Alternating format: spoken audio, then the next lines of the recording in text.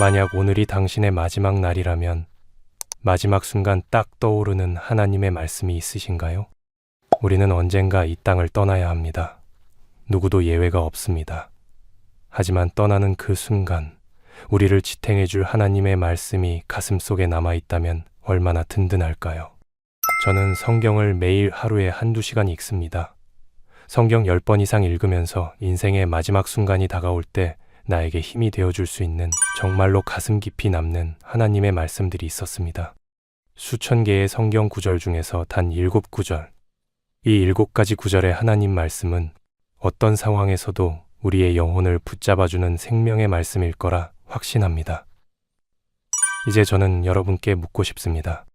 당신은 죽기 전에 꼭 붙잡아야 할 말씀을 가슴속에 새기고 있으십니까? 우리는 교회를 다니고 성경을 읽고 하나님께 기도드리지만 마지막 순간 우리의 심장을 울리는 말씀 한 구절이 없으시다면 여러분은 인생의 가장 중요한 것을 놓치고 있는지도 모릅니다. 끝까지 함께 하세요. 저는 오늘 죽기 전에 꼭 읽어봐야 할 7가지 말씀을 나누려 합니다. 그리고 이 말씀을 통해 하나님께서 여러분에게 무엇을 말씀하고 계신지 깊이 깨닫게 되실 겁니다. 또한 여러분들이 가슴속에 새기고 있는 하나님의 말씀, 성경 구절을 댓글로 함께 공유해 주세요. 그럼 이제 함께 시작해 볼까요? 갈라디아서 2장 20절.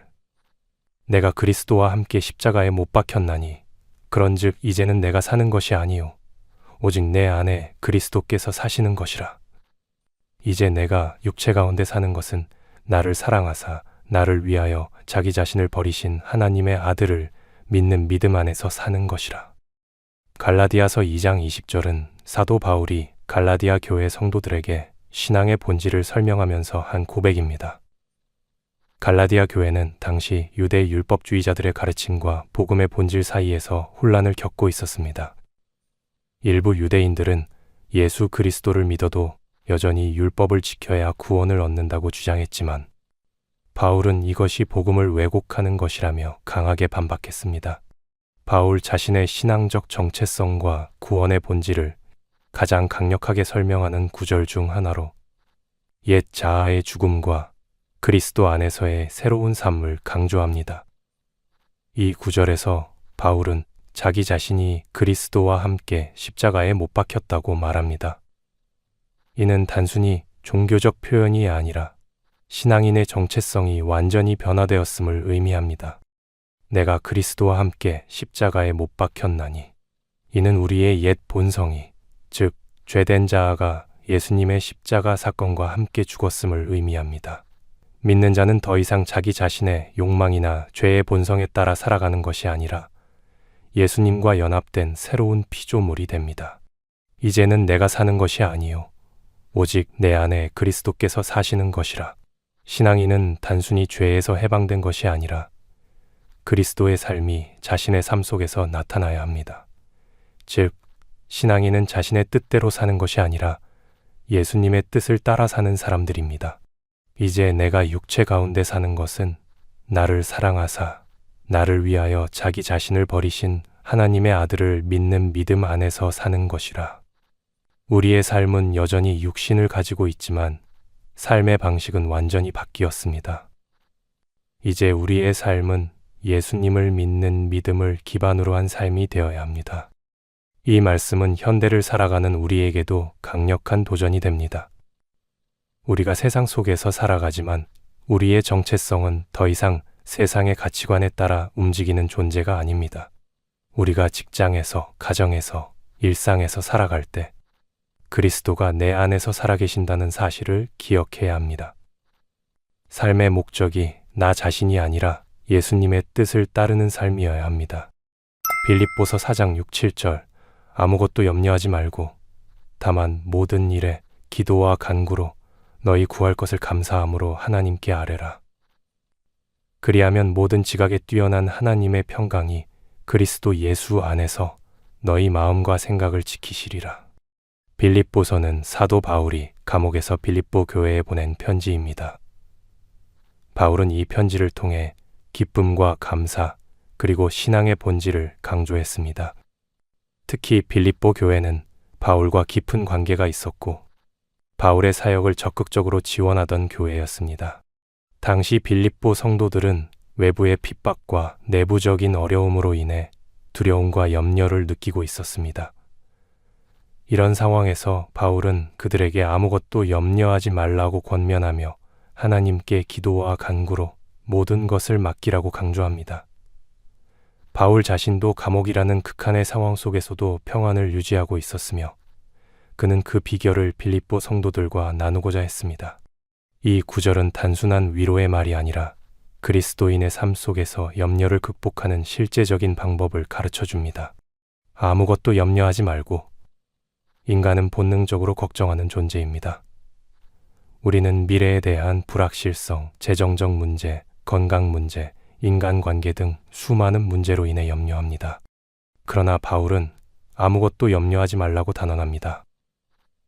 이는 문제가 존재하지 않는다는 뜻이 아니라 그 문제를 하나님께 맡기라는 의미입니다. 다만 모든 일에 기도와 간구로. 기도는 단순한 형식적인 행위가 아닙니다. 하나님과의 깊은 대화이며 우리의 모든 것을 하나님께 맡기는 신앙의 표현입니다. 여기서 기도는 하나님과의 교제를 의미하며 간구는 우리의 필요를 하나님께 간구하는 것을 뜻합니다. 너희 구할 것을 감사함으로 하나님께 아뢰라. 우리의 기도는 불평이 아니라 감사로 가득 차야 합니다. 하나님께 기도할 때 이미 베푸신 은혜를 기억하며 감사하는 태도를 가져야 합니다. 또한 응답이 늦어질지라도 하나님께서 가장 선한 길로 인도하실 것을 믿고 감사해야 합니다. 그리하면 모든 지각에 뛰어난 하나님의 평강이, 인간의 이성으로 이해할 수 없는 하나님의 평강이 주어진다고 약속합니다. 세상이 주는 평안은 환경이 좋아질 때 누리는 평안이지만 하나님의 평강은 환경과 상관없이 주어지는 초월적인 평안입니다. 그리스도 예수 안에서 너희 마음과 생각을 지키시리라. 여기서 마음과 생각은 우리의 감정과 사고방식을 의미합니다. 우리는 상황 때문에 불안해진 것이 아니라 우리의 생각과 마음이 불안하기 때문에 염려합니다. 그러나 하나님께서 우리의 마음과 생각을 보호하시고 지키신다면 우리는 어떤 상황 속에서도 평안을 누릴 수 있습니다. 고린도전서 10장 13절. 사람이 감당할 시험 밖에는 너희에게 당한 것이 없나니 오직 하나님은 미쁘사 너희가 감당하지 못할 시험 당함을 허락하지 아니하시고 시험 당할 즈음에 또한 피할 길을 내사 너희로 능히 감당하게 하시느니라. 고린도전서는 바울이 고린도 교회에 보낸 편지로 교회 내에서 발생한 여러 문제들, 분열, 부도덕한 행위, 우상 숭배, 시험과 유혹 등에 대해 권면하는 내용을 담고 있습니다. 고린도 교회 성도들은 우상 숭배 문화가 가득한 도시에서 신앙을 지키며 살고 있었습니다. 그러나 이들은 여러 가지 유혹과 시험에 쉽게 빠지곤 했습니다. 이에 바울은 성도들이 시험을 받을 때 어떻게 해야 하는지 가르치며 하나님께서 반드시 피할 길을 마련해 주신다고 위로합니다. 사람이 감당할 시험 밖에는 너희에게 당한 것이 없나니. 우리가 겪는 시험은 특별하거나 이상한 것이 아닙니다. 우리 모두가 겪는 인간적인 시험이며 하나님께서 감당할 수 있도록 허락하신 것입니다. 오직 하나님은 미쁘사, 미쁘다는 말은 신실하시고 변함이 없다는 뜻입니다. 즉, 하나님은 우리를 결코 버리지 않으시며 신실하게 인도하시는 분입니다. 너희가 감당하지 못할 시험 당함을 허락하지 아니하시고 하나님은 우리가 감당할 수 없는 시험을 절대 허락하지 않으십니다. 우리가 생각할 때는 너무 버거운 시험처럼 보일 수 있지만 하나님께서는 우리가 그것을 이겨낼 능력이 있음을 아시기에 허락하신 것입니다. 시험 당할 즈음에 또한 피할 길을 내사 하나님은 항상 피할 길을 마련해 두십니다. 죄의 유혹, 어려운 환경 속에서도 우리가 빠져나갈 수 있는 길을 주신다는 약속입니다. 문제는 우리가 그 길을 보지 못하거나 그 길을 선택하지 않는 경우가 많다는 것입니다. 너희로 능히 감당하게 하시느니라. 하나님은 우리에게 감당할 능력을 주십니다. 우리는 혼자 힘으로 시험을 이기는 것이 아니라 하나님의 능력으로 시험을 감당할 수 있습니다. 시편 46편 1절. 이 구절은 정말 몸과 마음이 지치고 힘들었을 때 저에게 가장 힘이 되었던 구절입니다. 하나님은 우리의 피난처시요 힘이시니 환난 중에 만날 큰 도움이시라. 시편 46편은 고라 자손이 기록한 시로 이스라엘 백성이 어려움을 겪을 때 하나님이 어떻게 보호자가 되시는지를 선포하는 시입니다. 이 시는 주로 전쟁이나 자연재해 같은 엄청난 위기 속에서 하나님이 어떻게 역사하시는지를 보여줍니다. 시편 46편 1절은 특별히 환난 중에 계신 하나님을 강조하는데, 이는 하나님의 임재와 보호가 우리가 가장 어려운 순간에도 결코 떠나지 않음을 보여줍니다. 하나님은 우리의 피난처시요 힘이시니, 피난처 마하세는 적들이 공격할 때 안전하게 숨을 수 있는 성체나 요새를 의미합니다. 다시 말해, 하나님은 우리가 절망하거나 두려울 때 도망가야 할 대상이 아니라 우리가 그 안에서 안전을 누릴 수 있는 분이십니다. 환난 중에 만날 큰 도움이시라. 하나님은 단순히 멀리 계신 분이 아니라 지금 이 순간에도 우리와 함께 하시는 분입니다. 우리가 고통과 어려움을 겪을 때 하나님은 결코 우리를 외면하지 않으십니다. 어려움이 닥쳤을 때 나는 먼저 하나님을 찾는가? 아니면 세상의 방법을 먼저 찾는가? 경제적 어려움, 건강 문제, 인간관계에서 어려움을 겪을 때 하나님을 우리의 피난처로 삼아야 합니다. 하나님을 단순히 기도할 대상이 아니라 실제로 우리의 삶을 보호하시고 인도하시는 분으로 믿어야 합니다. 환난이 닥쳤을 때 하나님을 먼저 찾는 것이 우리의 본능이 되어야 합니다. 요한계시록 21장 4절, 모든 눈물을 그 눈에서 닦아주시니 다시는 사망이 없고 애통하는 것이나 곡하는 것이나 아픈 것이 다시 있지 아니하리니 처음 것들이 다 지나갔음이라. 요한계시록 21장은 사도 요한이 본 새 하늘과 새 땅에 대한 환상을 기록한 부분입니다. 이 장에서는 하나님의 완전한 나라가 이루어지고 모든 고통과 슬픔이 사라질 것을 선포합니다. 이 말씀은 특별히 세상의 고난 속에서 믿음을 지키는 성도들에게 위로를 주는 메시지입니다. 모든 눈물을 그 눈에서 닦아주시니, 하나님께서 친히 우리의 눈물을 닦아주신다는 표현은 하나님이 우리의 고통을 무시하지 않으시고 직접 위로하신다는 의미입니다. 다시는 사망이 없고 애통하는 것이나 곡하는 것이나 아픈 것이 다시 있지 아니하리니, 이 땅에서 우리는 슬픔과 고통을 피할 수 없지만 하나님 나라에서는 더 이상 이러한 것이 존재하지 않습니다. 나는 이 땅의 고통을 바라보며 좌절하는가? 아니면 하나님의 약속을 믿고 소망을 두는가? 인생에서 겪는 모든 고통과 슬픔은 영원하지 않습니다. 하나님께서는 반드시 그 모든 것을 해결해 주실 것입니다. 이 땅의 고난에만 집중하지 말고 영원한 하나님의 나라를 바라보며 살아야 합니다. 하나님은 우리의 모든 눈물을 닦아주시는 분이십니다. 이사야 41장 10절, 두려워하지 말라, 내가 너와 함께함이라. 놀라지 말라, 나는 내 하나님이 됨이라. 내가 너를 굳세게 하리라. 참으로 너를 도와주리라. 참으로 나의 의로운 오른손으로 너를 붙들리라. 이사야 41장은 바벨론 포로 생활을 앞둔 이스라엘 백성들에게 주어진 하나님의 약속의 말씀입니다. 당시 유다는 강대국들의 위협 속에서 두려움과 불안을 느끼고 있었습니다. 이러한 상황 속에서 하나님은 이스라엘 백성에게 두려워하지 말라고 말씀을 하시며 그 이유로 자신이 함께 하시고 도와주실 것을 약속하십니다. 두려워하지 말라, 내가 너와 함께 함이라. 하나님께서 함께 하신다는 확신이 있기에 두려움을 떨칠 수 있습니다.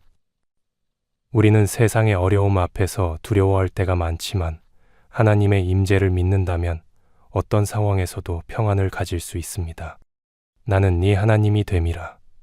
이는 하나님께서 우리와 언약을 맺으시고 변함없이 보호하신다는 약속입니다. 하나님은 단순한 창조주가 아니라 우리의 삶을 직접 인도하시는 분입니다. 내가 너를 굳세게 하리라. 우리의 연약함을 아시고 하나님께서 친히 힘을 더해 주신다는 뜻입니다. 나의 의로운 오른손으로 너를 붙들리라. 성경에서 오른손은 능력과 권능을 상징합니다. 하나님은 공의로우신 분이기에 결코 우리를 불의하게 버리지 않으시며 끝까지 지켜주십니다. 두려운 상황 속에서 하나님의 보호하심을 믿고 나아가야 합니다. 하나님이 나와 함께 하신다는 사실을 늘 기억하며 담대함을 가질 수 있습니다. 어려움 속에서도 하나님께서 우리의 손을 붙잡고 계신다는 믿음이 필요합니다. 요한복음 14장 27절 평안을 너희에게 끼치노니 곧 나의 평안을 너희에게 주노라.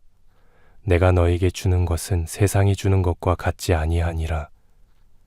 너희는 마음에 근심하지도 말고 두려워하지도 말라. 이 말씀은 예수님께서 십자가를 지시기 전에 제자들에게 주신 마지막 위로의 말씀 중 하나입니다. 예수님은 자신이 떠나신 후에도 성령님을 보내주실 것을 약속하시며 제자들에게 참된 평안을 주신다고 말씀하십니다. 나의 평안을 너희에게 주노라. 예수님께서 주시는 평안은 단순한 감정적인 안정이 아니라 하나님과의 올바른 관계에서 오는 영원한 평안입니다. 세상이 주는 것과 같지 아니하니라. 세상의 평안은 환경에 따라 흔들리지만 예수님이 주시는 평안은 환경을 초월하는 것입니다. 불안과 걱정이 많을 때 예수님이 주시는 평안을 누릴 수 있어야 합니다. 우리의 평안이 환경이 아니라 하나님께 있음을 기억해야 합니다. 마태복음 11장 28절 수고하고 무거운 짐 진 자들아 다 내게로 오라. 내가 너희를 쉬게 하리라. 나는 마음이 온유하고 겸손하니 나의 멍에를 메고 내게 배우라. 그리하면 너희 마음이 쉼을 얻으리니. 이 구절은 예수님께서 공생애를 보내시는 동안 유대인들에게 하신 초청의 말씀입니다. 당시 유대 사회는 율법의 무거운 짐을 지고 있었고 바리새인과 서기관들은 종교적 규칙과 전통을 강요하며 사람들을 더 힘들게 했습니다. 이스라엘 백성들은 영적 피로에 지쳐 있었고 진정한 안식을 찾지 못하고 있었습니다. 예수님은 이러한 사람들에게 참된 쉼을 주시겠다고 약속하셨습니다. 이는 단순한 육체적 휴식이 아니라 영혼의 안식과 구원의 기쁨을 의미합니다. 수고하고 무거운 짐 진 자들아 다 내게로 오라. 여기서 짐은 죄의 무게, 율법의 부담, 삶의 고난 등을 의미합니다. 예수님은 이러한 짐을 지고 힘겨워하는 모든 사람들을 초청하시며 자신의 품으로 나아오라고 말씀하십니다. 내가 너희를 쉬게 하리라. 인간이 노력으로 얻을 수 없는 영적 평안과 쉼을 예수님께서 주신다는 약속입니다.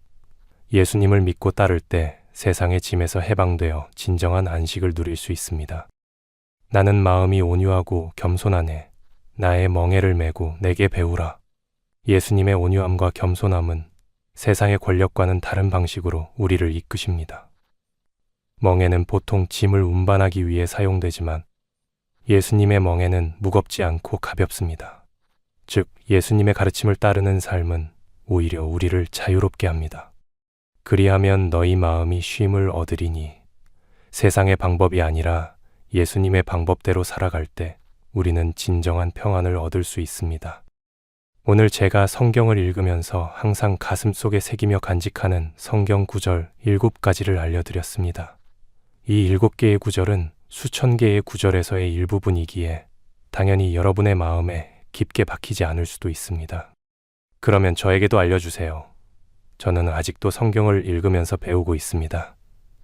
댓글로 여러분이 가슴속에 항상 새기며 가지고 계시는 하나님의 말씀, 성경 구절, 저에게도 알려주셔서 깊은 깨우침을 받을 수 있게 도와주세요.